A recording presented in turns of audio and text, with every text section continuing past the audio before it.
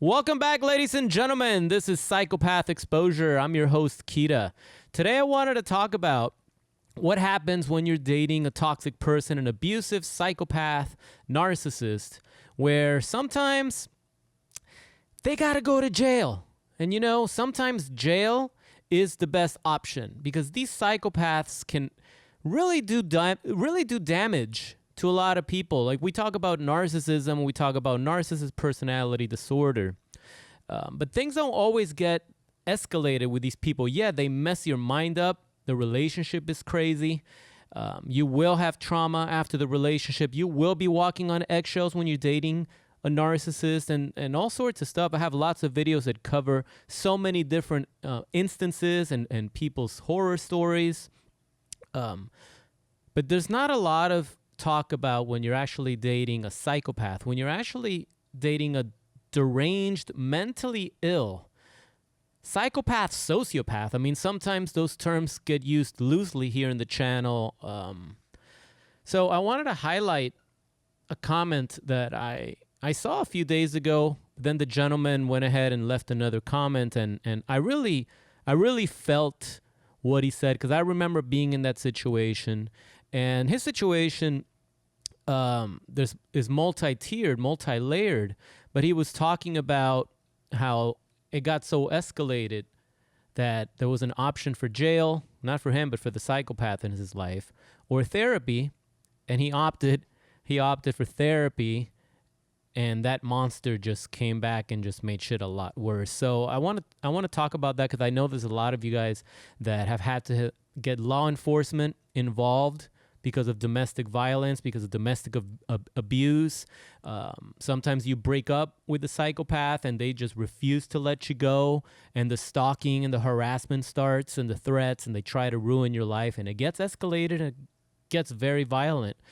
And as a good human, some of you're like, hey, you know what? Let's just give this person another chance. And it's like, You know, been there, done that. Sometimes with these motherfuckers, it has to be jail or prison.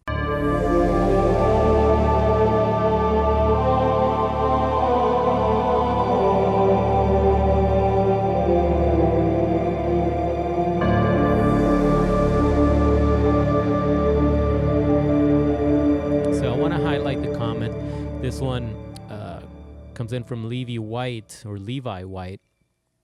and he goes, I had my suspicions for years, and it took an act of violence and court intervention to make it known.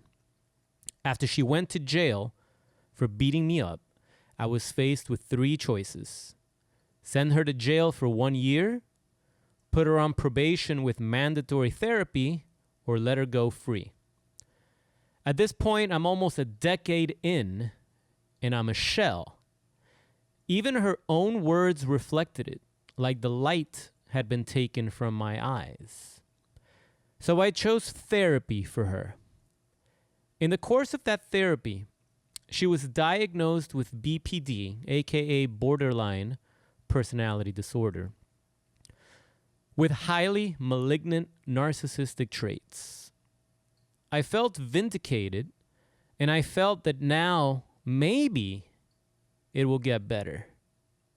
No, it did not. Because a narcissist that doesn't care won't care. They scoff at therapy and make fun of it. They come up with excuses for the medication causing issues, even with one dose. She wrote out that year, taking it close to the edge of imprisonment, because she didn't want to be bothered with going. All the while, I'm reminded of how I'm a little bitch for sending her to jail. I'm a little bitch for putting her in therapy. So no. Get it out of your head, okay? You won't get the headway you think you will. Therapy is another tool that can be used to abuse. So guess who the narcissist was in the end? The terminology used to define her became the ammo used to enslave me further.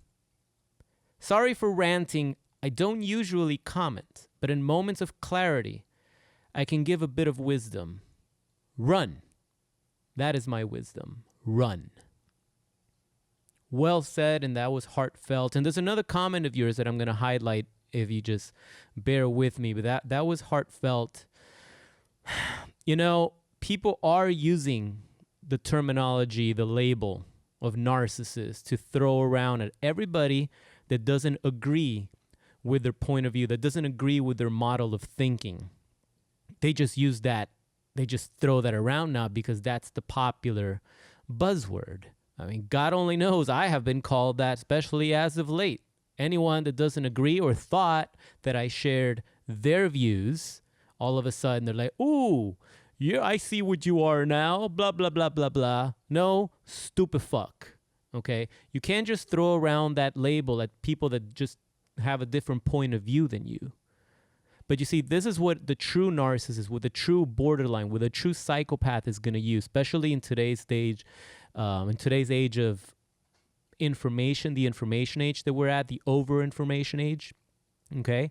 And that's cool. You can throw away that. You can say that the same way we used to say a lot of vulgar shit during our younger days that now you can't say because you get canceled. We used to throw around a lot of terms, a lot of slurs, a lot of slogans, a lot of shit that you just can't say now because you'll get canceled. And it wasn't said, you know, those things we wouldn't actually, like, we would say them just as an insult, just another insult. Okay. And I think this is the way I take this when someone just slaps around, oh, you're a narcissist, blah, blah, blah. It's like, you don't even know what you're talking about. You have no fucking idea what it is to actually deal with someone like that, to actually deal with someone that has a mental illness, that it's experiencing psychosis, displays levels of psychopathy and sociopathy, and how crazy things get. Because it usually gets like that in the household. The people that really see that are the people that are coexisting with that person, okay? So I get it, man. I get it. Like, obviously you were trying to help her. You thought that maybe, hey, you know what? Let's not leave her in jail for a year. Let's just get her some therapy and a little probation. She's going to see that I'm supporting her. She's going to see that I truly love her. And maybe things are going to be different. Sorry, man. As you're starting to realize it doesn't work. You know, there's a stigma online with borderlines that they categorize, that they keep borderlines in a separate category. And mind you, they're part of the cluster B personality disorder. I'm not a psychotherapist, and I don't think I need to be. I've had my share of experiences with these disordered individuals, and I can tell you that borderlines, just like narcissists and psychopaths, do not change. And when they get triggered, when you cross them or when they feel crossed, they will turn on you. They will turn on you so fast, and you'll see their true colors right there. You'll see their true colors right there. So, man, I got to tell you, I'm sorry you went through that. I'm sorry you had to experience it. But I would hope you learned your lesson now. I will hope you learn your lesson now. Yeah, the option there was jail, okay, for 1 year. And let me tell you, she still wouldn't have learned. She still wouldn't have changed. And she would have gotten out of jail and come after you. Because these people do not stop unless they're locked up permanently, or in their little heads, in their little sick little minds, they have come to the conclusion that trying to ruin your life, trying to mess with you, trying to harass you, no longer serves their greater purpose. And that's when you're forgotten overnight. But they will not stop. These highly malignant sociopaths do not stop until they're locked up. You say she got diagnosed with BPD and highly malignant narcissistic traits. Hey, man, you know, for all we know, you could have gotten a second opinion. Maybe someone else would have said, hey, you know what? This is a sociopath. And whatever the proper diagnosis for that is. But that's what happened, man. They use therapy as a tool to abuse and control and manipulate. And they'll tell you that they're going to therapy and they've been to 1 or 2 sessions, and then you think, oh, yeah, she's getting better. She's definitely changed now because now she's in therapy and she's in church. Now, man, they drop it. They drop it the minute they see that you're falling for their little game. And you don't get to see how the therapy session actually went. You don't know what's really going on, how they manipulated the therapist. There's a lot of therapists that are just new to the game, and they may have studied narcissistic personality disorder. They may have studied it to pass their tests, to get their licenses, but they haven't lived it, and they still get conned. I've worked with therapists. I have a coaching program. I've worked with a lot of therapists. Just because you're a doctor doesn't mean you can't get cancer. You know what I'm saying? Like, it happens to you. These are con artists. Okay? Even when you know, they still manipulate you. Even when you know, they'll still brainwash you and they'll still get in there. Okay? Because they know how to use and abuse you. They know the buttons that they have to push. They know what turns you on. They know what turns you on. They know what you're lacking, and they will give you that so that you get hooked. Because narcissists are like a drug, and you will get hooked on the very thing that you crave the most. They will give it to you, and then they'll take it away. I want to read the second comment. I believe you left this one last night. He goes, sometimes I want to write it all out on these comments, but my mind doesn't put the pieces into a cohesive narrative that makes sense. Guys, have you experienced that? You're trying to explain it to your friends. You're trying to explain what you feel, what you've gone through, what you're noticing, and you just can't put it to words. The minute you try to put it into words, it sounds like shit, and you sound dumb. And yeah, that's what happens. Try putting these things into words sometimes, and it just doesn't. Jumbled and broken with gaps of time, here and there, that I can't account for. This video and the premise behind it strikes a chord with me. Part of me thinks that my story would be too long to put into a comment and that it wouldn't help anyone. That's not true, man.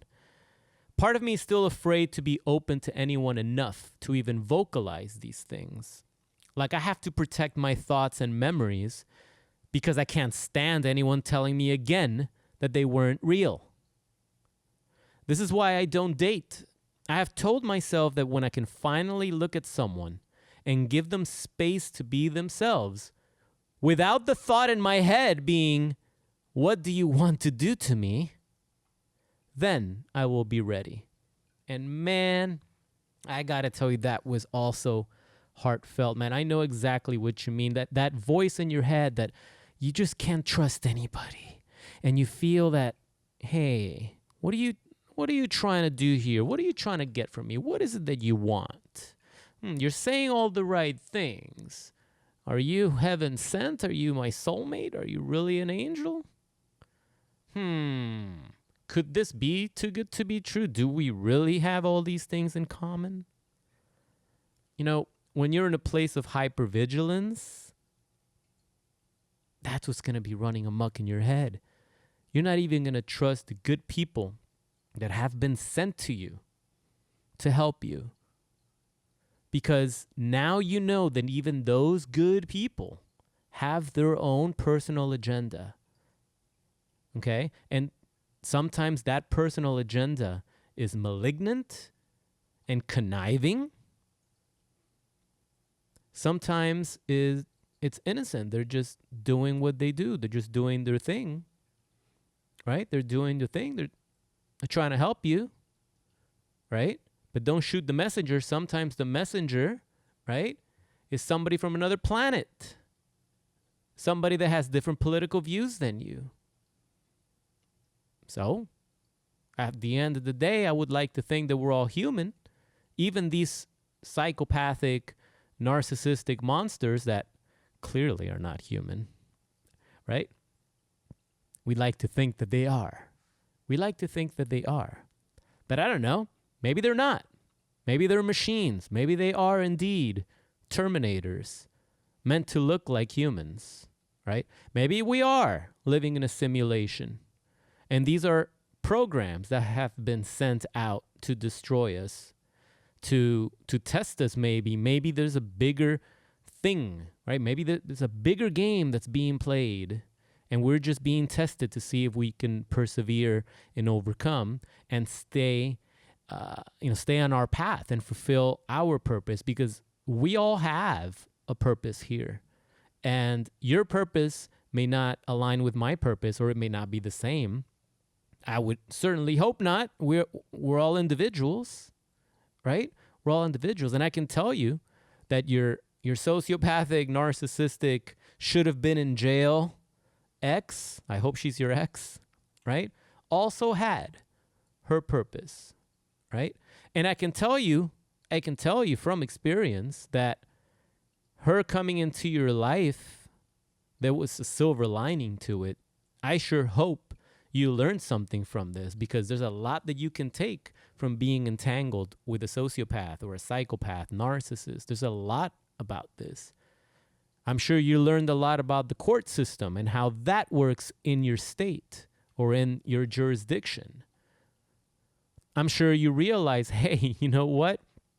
This therapy thing for criminals doesn't really work when they're really psychotic.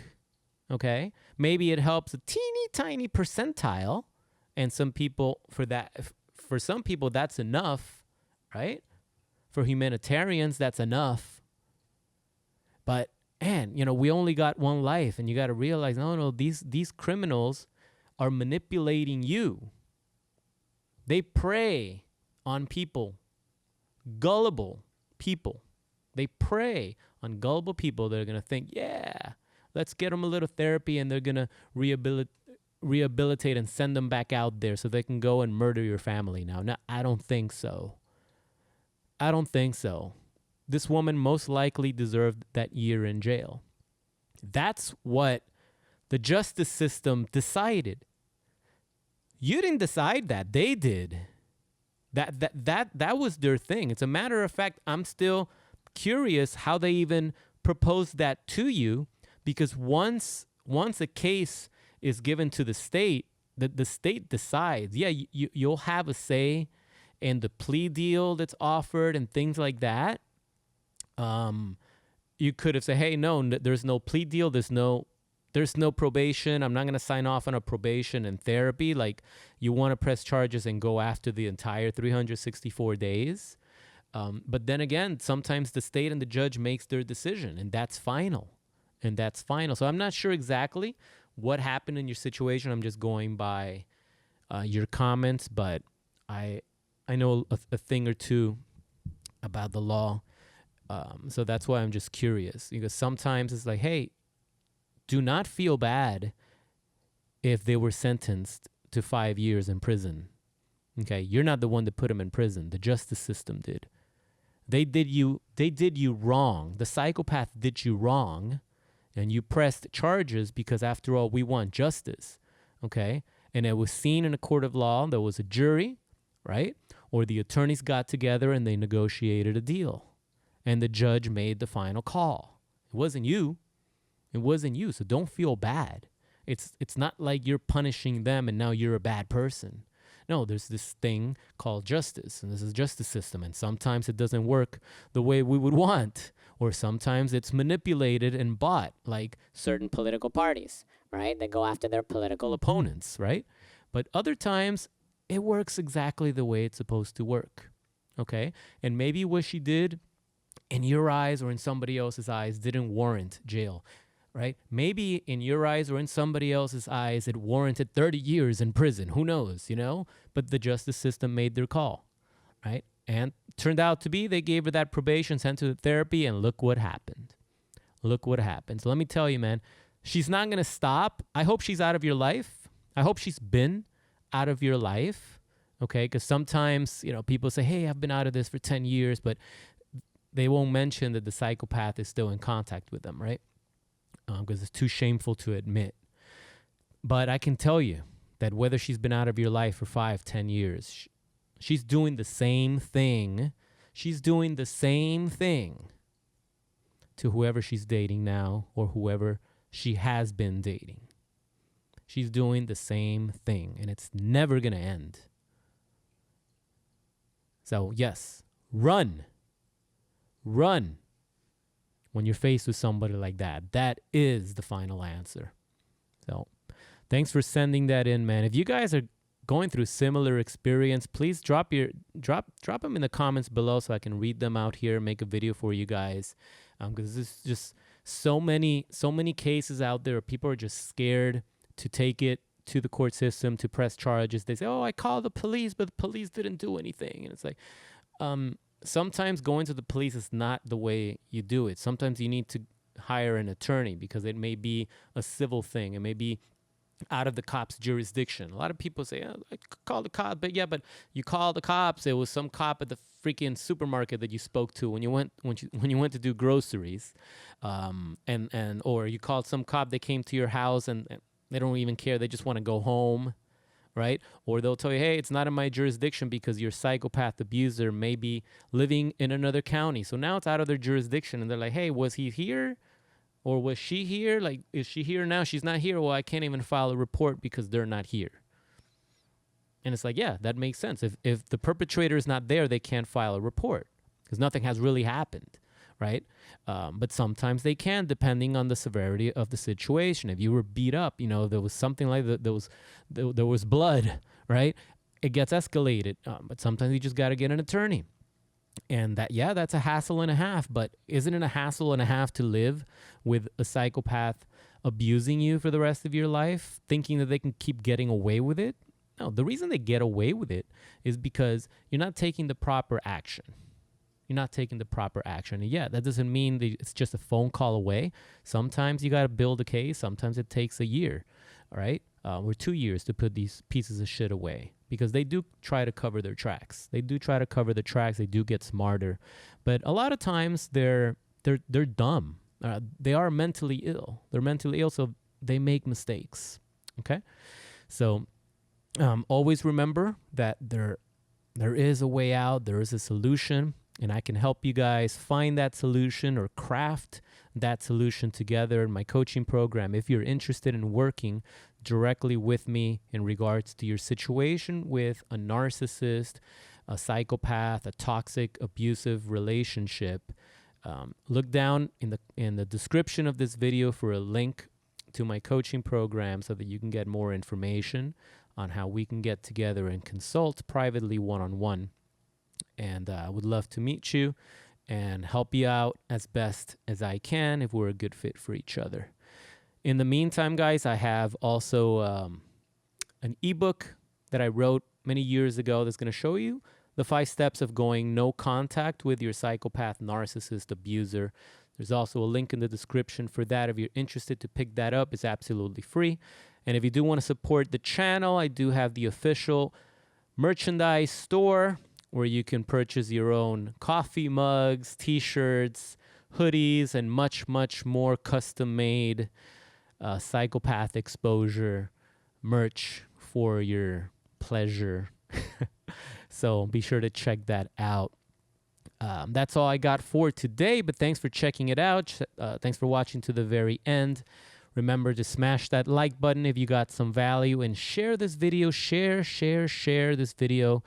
Sometimes your friends don't understand because you can't put words into it, but maybe if you share the video so they can see and say, "Hey, wait a minute, that makes a lot more sense." You never know. Sometimes these people realize, "Shit, I'm going through that too," and it opens their eyes. So feel free to share the video with anyone you feel that this information would be of value. Till next time, guys, my name is Kira, and this is Psychopath Exposure. I look forward to catching you in the next video. See you around.